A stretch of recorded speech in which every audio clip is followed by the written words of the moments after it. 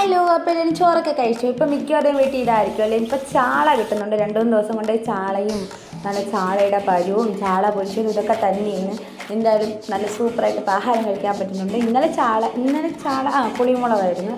ഇന്ന് ചാള തേങ്ങ അരച്ച് തന്നെ കറി വെച്ച്. പിന്നെ നമ്മുടെ മോര് ചൂടാക്കാൻ വെക്കുന്നുണ്ട്. ഇനി കടുക് വറുത്തെടുക്കണം.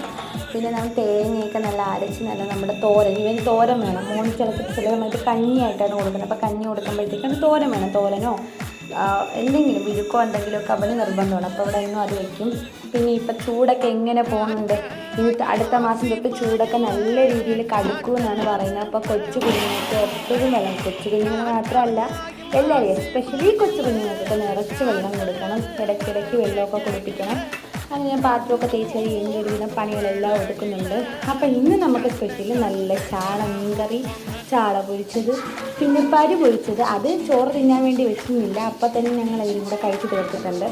പിന്നെ എന്തുവാണ് നല്ല തോരനും ചോറും പിന്നെ കിഴങ്ങ് അമ്മാമ്മയുടെ വീട്ടിൽ നിന്നാണ് കേട്ടോ വെച്ചുകൊണ്ട് വരുന്നത്.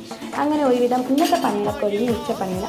അപ്പോൾ പറഞ്ഞു വന്നത് ചൂടാണ്, എല്ലാവരും സൂക്ഷിക്കുക, എപ്പോഴും വെള്ളമൊക്കെ കുടിക്കുക, ഹാപ്പി ആയിട്ടിരിക്കുക, എല്ലാവരും ഹെൽത്തി ആയിട്ടിരിക്കുക, നല്ല ഫുഡൊക്കെ കഴിച്ച് ഹാപ്പി ആയിരിക്കുക. അപ്പോൾ ഇത്രയൊക്കെയുള്ളൂ. ഇഷ്ടപ്പെട്ടെങ്കിൽ ലൈക്ക് ചെയ്യും, ഷെയർ ചെയ്യും, സബ്സ്ക്രൈബ് ചെയ്യും. ബൈ.